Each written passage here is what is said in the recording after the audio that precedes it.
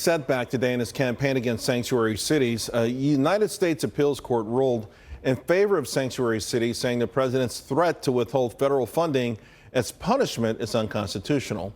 Here now to discuss, David Beer, Cato Institute immigration policy analyst, and back with us, Gina Loudon. David, let me start with you. The power of the purse is how the federal government usually can persuade state and local governments to kind of do what it wants it to do.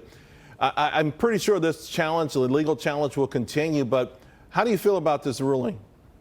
Look, the heart of this issue is whether or not the president can decide on his own without going to Congress how to spend taxpayer dollars. And that is not how our federal government is set up. Congress is the one who decides how to spend taxpayer dollars, not the president. And that is exactly what the appeals court found here, is that the president had really violated the power of the purse, which belongs with Congress and not with the president. And so however you feel about sanctuary cities, this case really isn't about that.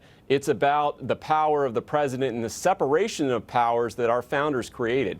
And by the same token, Gina, many are saying, hey, the president also has the power to dictate or make this sort of policy that covers immigration, or certainly this illegal immigration. And when you have states, cities, all saying, hey, thumbing their nose at the federal government, saying, we're going to make our own rules. We're not going to cooperate with ICE. We're going to provide shelter and a red carpet to people who break the law by coming in this country in the first place.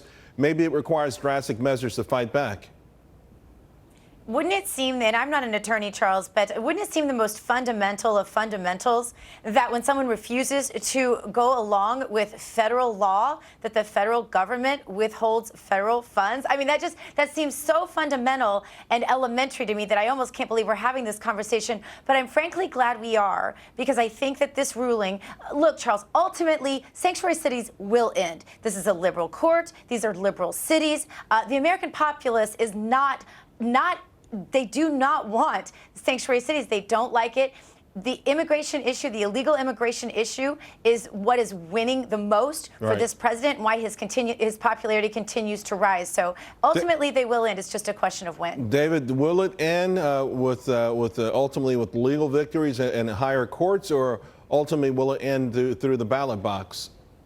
I think it'll end in the courts. The ballot, look, Congress doesn't do very much on this issue, and so they've repeatedly tried to, the Republicans have tried to limit funds to sanctuary cities. They've failed to do so, and that's actually one of the things that the court pointed to in this case as an example of why it's really Congress's issue to control, not the president on this. Look, if President Obama did something like this on guns, conservatives would be rightly outraged, trying to control and dictate to state and local governments how they issue policies popular on guns. Opinion has never been for abolishing Second Amendment rights. That is fundamentally unconstitutional. This is a breakage of the law that is constitutional. The right to live in a country with sovereign borders, that's constitutional. The American people favor federalism. They favor state and local control over many of these issues. And so ultimately what the federal government says is not what should dictate state and local policies, even when not it comes in the to United States of immigration, America. even when it comes to the security of our country, David, you believe that?